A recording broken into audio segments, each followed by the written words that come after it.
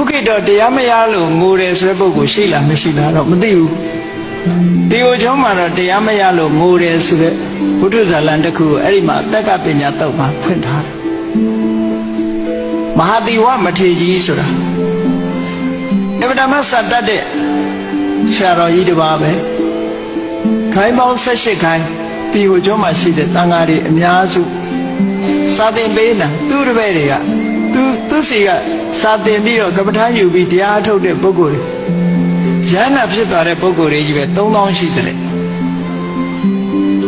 ဒါလို့သာဆရာကြီးလုပ်နေတာနော်သူတရားထုတ်တရားမြတ်ရသလားဆိုမရဘူးမရတာကိုသူ့တပည့်တစ်ပါးကရဟန္တာဖြစ်သွားတဲ့တပည့်တစ်ပါးကသူ့ကိုလာပြီးတော့တတိပေးဖို့လာတယ်ပေးတဲ့အခါကျတော့အရှင်ဘုရားတဲ့တပည့်တော်အနုမောဒနာတရားလေးတစ်ပုဒ်အရှင်ဘုရားစီကိုသင်ញင်လို့ပါဟာတဲ့အရှင်ဘုရားစီကသင်ញင်လို့ဆိုချိန်မရှိဘူးတဲ့သူမှာဒါဖြင့်အရှင်ဘုရားမနဲ့မျက်နှာတစ်တဲ့အချိန်လေးရောသင်လို့မရဘူးအဲ့ဒီမှာဒီပြင်ပုဂ္ဂိုလ်တွေသင်တယ်သွားတိုက်နေတဲ့အချိန်လေးရောသင်လို့မရဘူးဟာဒီပြင်ပုဂ္ဂိုလ်တွေသင်တယ်အဲ့ဒီမှာသင်တဲ့ပုဂ္ဂိုလ်ရှိတယ်ပေါ့ဒါဖြင့်အရှင်ဘုရားရေလေးဖုံးမွေးနေတဲ့အချိန်ရောဆိုအဲ့ဒါလည်းဒီပြင်လူတွေသင်တယ်သင်္ကန်းယုံနေတဲ့အချိန်လေးရောဆိုဒါလည်းသူများသင်နေတယ်ဆိုပြောလိုက်တာဘယ်အချိန်ထိအောင်ညအိတ်တဲ့အိယာဝင်ဒီထိသူများသင်နေတာဆိုသူကပုဂ္ဂိုလ်တော်ကမရဘူးမရတဲ့အခါကျတော့အရှင်ဘုရားတဲ့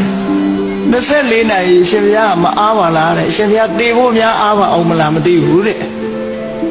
အဲ့ဒါတော့အရှင်ဘုရားအလုံးချုပ်ရင်တော့တပည့်တော်အရှင်ဘုရားစီကမသင်တော့ပါဘူးတဲ့မသင်တော့ပါဘူးအရှင်ဘုရားတေချိန်လေးနဲ့ရှိပါအောင်မလားလို့ပြောပြီးတော့အဲ့ဒီကိုတော့အမှန်တော့တတိပေးခြင်းလို့လာတာလေယဟန်ဆိုတာတဲ့ကိုသိတဲ့တရားလေးကိုနှလုံးသွင်းပြီးတော့တရားထုတ်တဲ့နေပေါ့ရှင်ဘုရားအခုချိန်ဆိုလို့ရှိရင်တော့သူများရဲ့မိကိုရာကြီးတော့ဖြစ်ပါရဲ့ကိုယ့်အတွက်တော့ဘာမှမိကိုရာမရှိဘူးလို့ပြောပြီးတော့အဲ့ဒီကိုတော့ကကောင်းကင်ပြန်တက်သွားတယ်သူရှိအဲ့ဒီမှာထိတ်လန့်တုန်လှုပ်သွားတာနဲ့နောက်တည့်မနေ့သူစီစာလာတင်တဲ့ကိုတော့အထွက်သူနဲ့ရောပြီးလိုက်သွားတယ်ဘယ်သူမှမသိလိုက်ဘူးသူစာတင်လို့စောင့်နေတဲ့ပုဂ္ဂိုလ်တွေကတန်းနေတာလဲတာမဟုတ်အဲ့ဒါကျော်လဲတိတဲ့ပုဂ္ဂိုလ်ကလည်းခဏသွားတယ်လို့ထင်တာဘယ်ဟုတ်မလဲတော်တဲ့ထွက်ပြီးတော့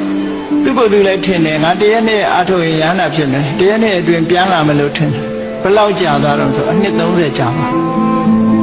နော်ဆယ်စကားလေးဝင်ပြီးသောတာပန်မဖြစ်ချင်တဲ့အဲ့ဒီမှာအနှစ်30ကြာတဲ့အဲ့တော့အနှစ်30ကြာတဲ့အခါမှာသူ့စိတ်ထဲမှာဘာလို့ဖြစ်တုံဆိုဒီတစ်ခါဝါကျွတ်ရင်တော့ငါယန္တာဖြစ်ဒီတစ်ခါဝါကျွတ်ရင်တော့ငါယန္တာဖြစ်ပြီဆိုပြီးတော့ယန္တာဖြစ်ဖို့ဝိတုဒ္ဓိပဝရဏစင်ကြယ်တဲ့ပုဂ္ဂိုလ်အနေနဲ့ပဝရဏပြုခြင်းပဝရဏပြုခြင်းလို့ကြိုးစားလိုက်တာဝါကျွတ်သွားပြန်ပြီဘာတရားမှမရလိုက်ဘူးငိုတယ်အဲ့ကြတော့မျက်ရည်တွေကျနောက်ဆုံး29နှစ်မျက်ရည်ကျနှစ်တိုင်းကျသူ့ရဲ့ဒေါမနတလူဟာမျိုးကတော့ကောင်းဘက်ကိုသွားတာမို့အဲ့ဒီဒေါမနတမျိုးကိုတော့မိပွဲရမယ်လို့ဆိုတာနော်တရားမရလို့ငိုတာအဲ့တော့တရက်တော့ဝါလဲကျွတ်သွားတရားမရတော့ငိုတယ်မျက်ရည်ကျနေတော့အဲ့ဒီသူတရားထုတ်တဲ့နားမှာရှိတယ်နတ်သမီးတယောက်ကလည်းသူ့နားလာထိုင်ပြီးတော့ငိုနေတယ်ငိုနေတော့သူကကိုငိုတာတော့ကိုယ့်အကိုအဓိပ္ပာယ်ရှိတာပေါ့သူများငိုတာတော့ဘာကြောင့်ငိုမှမသိဘူးဒီဘာလို့ငိုတာတော့လို့ငိုရင်တရားများရမလားလို့ငိုကြည့်တာလေအဲ့ဒါလို့ပြောတယ်အဲ့ဒါနဲ့သူရင်ထဲမှာထိတ်ခနဲ့ဖြစ်သွားတယ်အော်ငါပြောင်ပြောင်တောင်တောင်တွေတောင်လောက်ကုန်ကြပါလားအဲ့တော့သူကတရားမရလို့ရှိရင်တော့ငါခြေတော်လည်းမဆေးဘူးကြောလည်းမအိပ်ခင်းပြီးတော့မအိပ်တော့ဘူးဆိုပြီးတော့ဂရင်ကြီးတွေဖြုတ်ပြီးတော့ထောင်ထားလိုက်တယ်ခြေတော်လည်းမဆေးဘူးခြေတော်မှာပကြားကြီးတွေပြီးတော့ကြီးကျွတ်တွေတက်နေတယ်လို့ပြောတာပဲနောက်ဆုံးအနှစ်30ပြည့်တဲ့အခါကျတော့မှသူတရားကြိုးစားပြီးတော့ခေါဏကနတ်သမီးလမ်းကိုတဲ့အချိန်မှာရှက်ပြီးတော့ကြိုးစားအားထုတ်လိုက်တဲ့အခါမှာနှစ်30ပြည့်မှာယန္တာကြီးဖြစ်သွားတယ်ယန္တာဖြစ်တော့ကဲဒီကနေ့ငါယန္တာဖြစ်ပြီခြေတော်ဆေးတော့မယ်ဆိုတဲ့အခါမှာ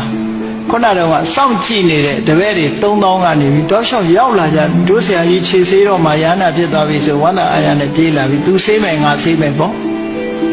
တန်ဃာတွေကဝိုင်းအောင်ပြီးတော့နေတဲ့အခါမှာတရားမင်းကြီးကလည်းပဲဒါဒီတရားကတခြားတရားဖြစ်လိမ့်မယ်နော်တရားမင်းကြီးကလည်းပဲအဲ့ဒီမှာမဟာတိဝမထေရကြီးခြေတော်ဆေးဖို့ဆိုတဲ့အခါသူဇာတာခေါ်ပြီးတော့ချက်ချင်းဆင်းလာတယ်ဆင်းလာပြီးတရားကလည်းအပားပဲကိုတော်ဒီဝိုင်းနေတဲ့အခါကျတော့ကိုတော်ဒီဖယ်အောင်ဘယ်လိုအရှင်ဘုရားတို့ကိုတော်တို့ဘေးဖယ်ကြဓမ္မပါတယ်ဓမ္မပါတယ်ဆိုတော့ကိုတော်တွေကဘေးဖယ်ပေးကြအဲ့ဒီကြတော့မှအာဒီဝမထေရကြီးရဲ့ခြေတော်ကိုတရားမင်းကြီးကိုယ်တိုင်သူကြတော့အစွမ်းတကိုးနဲ့ဆိုချွတ်ဆေးတွေပါပါမှာပေါ့လက်ကင်ပြီးတော့ရေလောင်းလိုက်တာနဲ့တပြိုင်နက်တခါတည်းနုနုဖတ်ဖတ်ကလေးဖြစ်သွားတယ်လို့ပြောအဲ့ဒါလို့မဟာဒီဝမထေရကြီးဟာတရားမရလို့ဆိုပြီးတော့အခုလိုဒေါမနတတွေဖြစ်ခဲ့ရတာအဲ့ဒီလိုဒေါမနတမျိုးကြတော့ကောင်းတဲ့ဘက်ကိုဥတည်နေတာဖြစ်တော့ကြောင်းတဲ့ရသော်ဘုရားကလက်ခံတဲ့နယ်ပြီးဝဲတဲ့နယ်လို့ဒီလိုခေါ်တာနော်